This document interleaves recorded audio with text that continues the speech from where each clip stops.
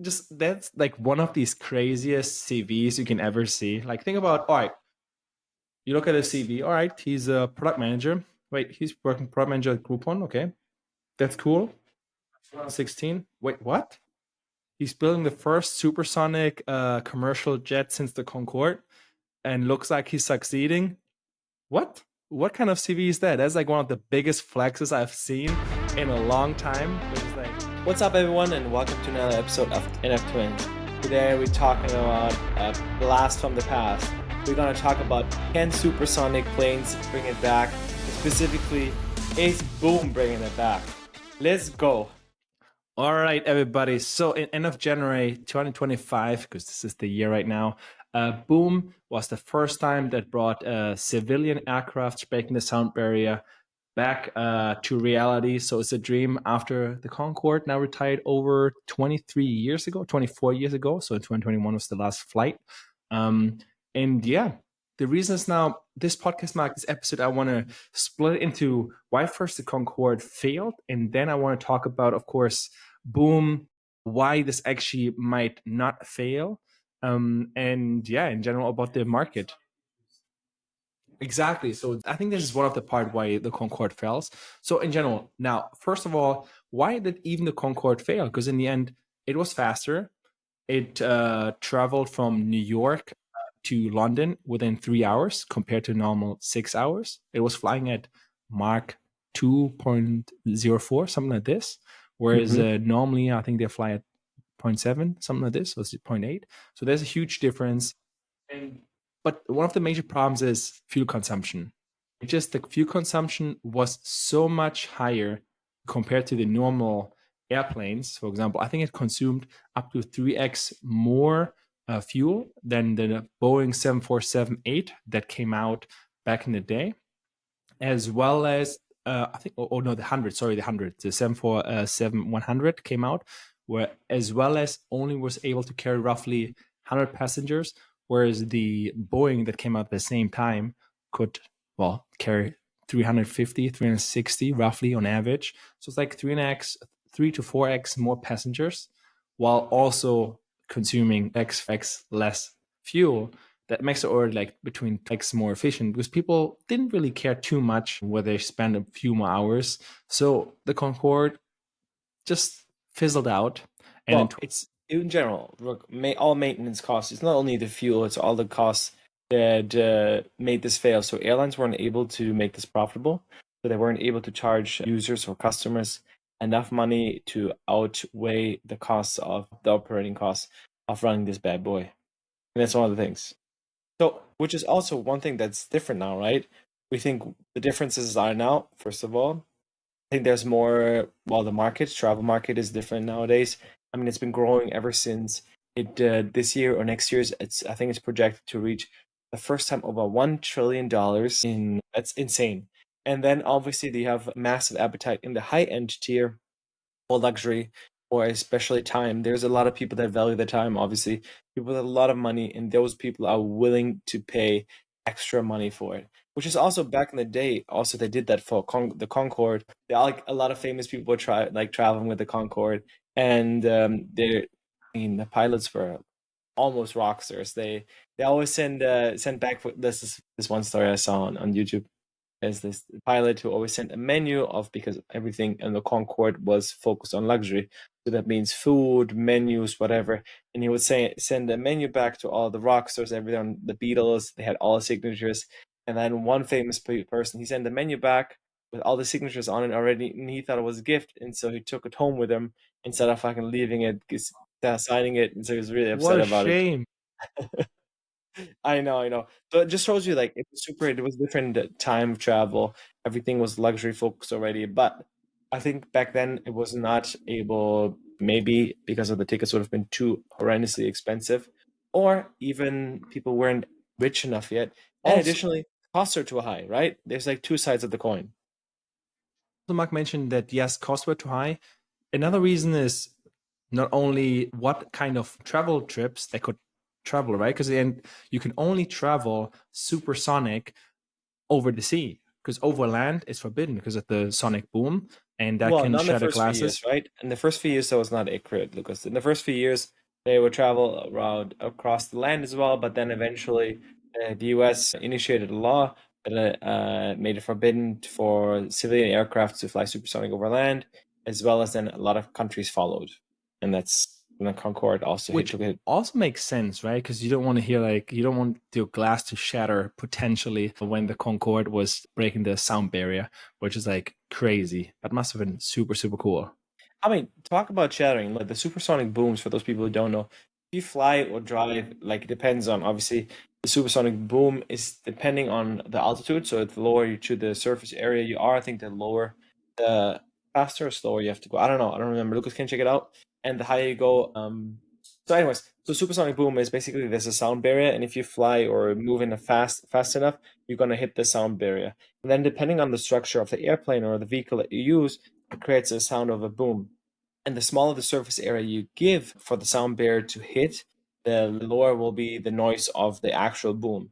So there's actually Lockheed Martin and NASA and all of them are researching on it.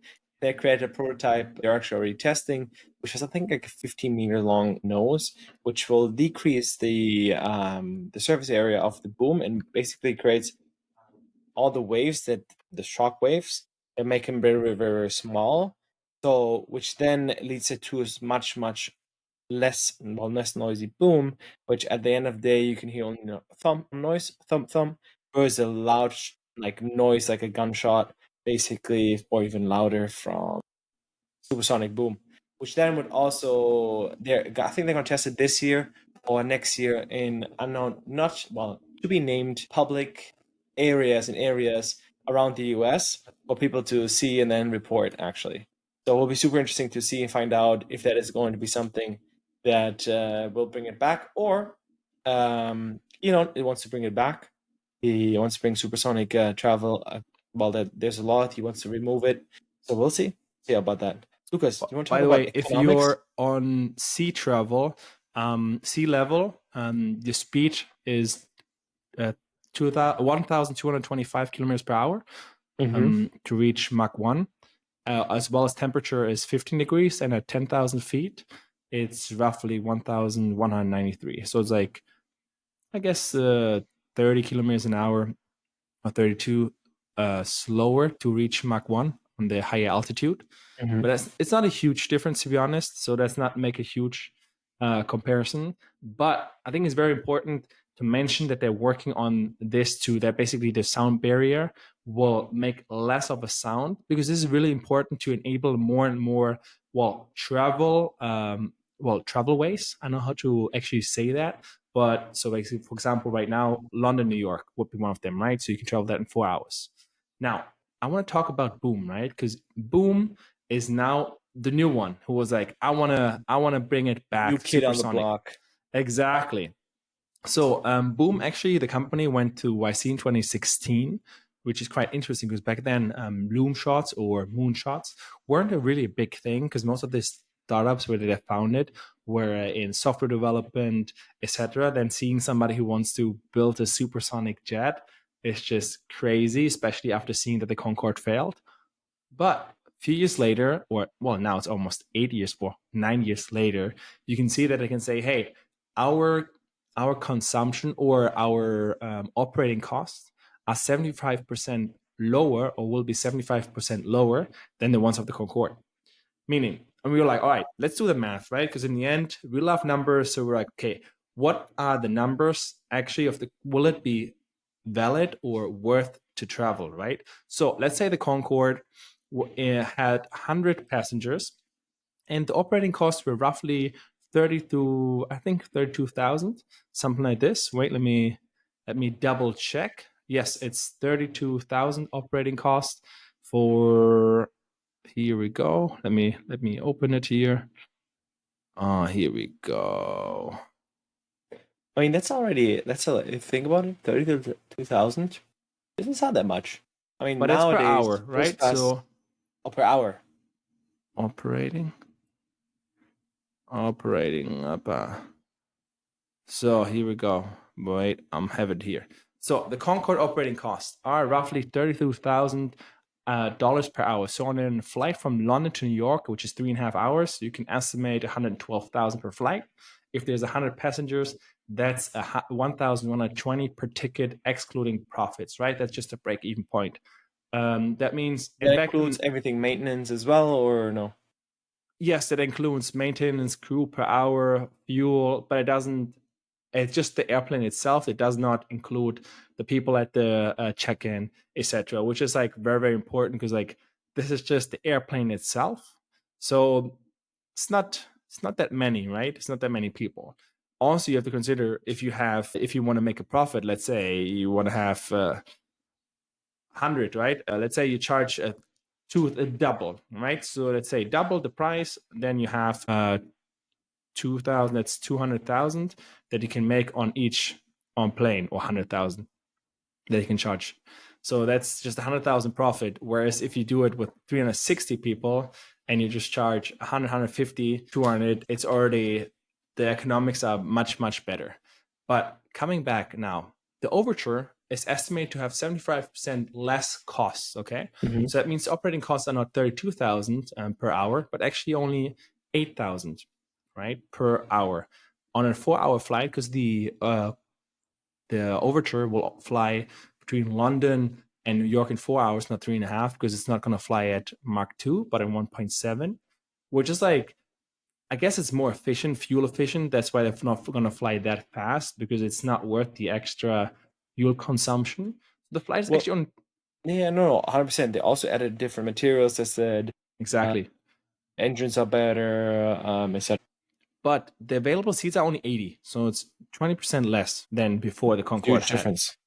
It's a huge difference, right? And there, the break even would be 400 per ticket. If you do the rough estimate, when I say 75% less, well, operating costs than a Concorde, also it's a different money, right? You have to consider that back in the day, 2001 or 1970, when it first arrived, the Concorde, it's different level of money than nowadays. Also, we mentioned that earlier, that nowadays, especially with the internet, there are more multimillionaires than before, which also make it more interesting for private travel. So I can imagine that very rich people will be buying these planes because they will be traveling to Europe, etc., which makes it a huge difference if you can save 3 hours or 4 hours on the longer trips, which is like huge.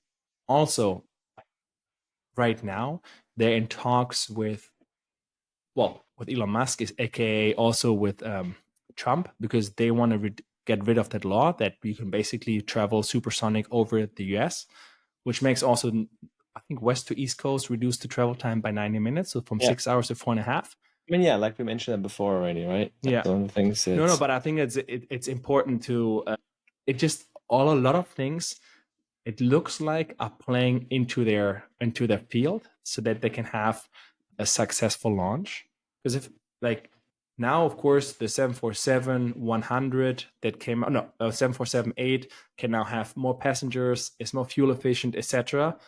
But I think it's like, if you go very, very premium, it can be a great market, because there are so much more travelers, as Mark mentioned. We have now, we'll be reaching next year, I think, over $1 trillion market just for the travel industry itself, which is crazy compared to earlier, when it's like was more niche. Not everybody, more the rich people, could travel. Now people have more money to spend, and then of course, man, who nowadays wouldn't want to at least try it once to travel supersonic, right? If you could spend then for a normal seat the same amount you would pay on a business or first class ticket in a normal airline, like, think about it. You would fly normally to New York, 6 hours, and you're like, all right, first class, that's like 10K, or what is first class? Probably that. Well, it depends which distance, but yeah, between 4 and 10. So let's say six grand. And if the normal class of Overture would be roughly that, I mean, I'm assuming it's up to the airlines anyways, but to break even, we calculate 400, which is just, I don't know how that's even possible. Let's say it's 1,000. You can still charge 3K. And with 80, I think you will get 80 people to fly that. Just, that's like one of these craziest CVs you can ever see. Like, think about, all right, You look at his CV. All right, he's a product manager. Wait, he's working product manager at Groupon. Okay, that's cool. 2016. Wait, what? He's building the first supersonic commercial jet since the Concorde, and looks like he's succeeding. What? What kind of CV is that? That's like one of the biggest flexes I've seen in a long time, which is like really, really cool. I really, really like that. It's just like it sees everything is possible as long as you have a dream, and as not only dream but also persistence. Yes, I mean it's now almost 10 years, right? He's been doing it now for 9 years, and this year, after 9 years, was the first time one of his prototypes hit Mark 1, right? Broke the supersonic barrier, which is crazy. Just like in the end, to really fulfill your dream, you have to work hard and consistent of so many years. It just like for me personally gave me hope. In general, it's like, okay, you might be failing for years, 5, 6 years, but then one thing and it can change everything because like your skills are just like Well, stacking up. exactly, and it's all one of the things. But I wouldn't say he was failing. It just takes longer, right? It's a hardware business. No, exactly. It's not Well, failing it at all. is. I mean, in the end, you will have a lot of failures, right? Like engine Yeah, failures, like the for designs sure. But didn't I'm work, saying that etc. it sounds not the right way. Yeah, it just you learn from a lot, right? You can have to build a lot of things and see till one of them works to then actually make it work. So I'm actually super excited, and I can't wait to see the first Overture flight itself, because right now it's just a prototype. But yeah, my prediction, believe it will be very popular among the super rich, especially for private use for themselves. I So agree. I agree. I'm excited to see how that will turn out. all right, everybody. I think this is the podcast. We talked about Supersonic, bringing back big times. And of course, if you like the episode, please subscribe, give us a like. And of course, in the comments, let us know what you like, what you think. And of course, catch you next one. Peace.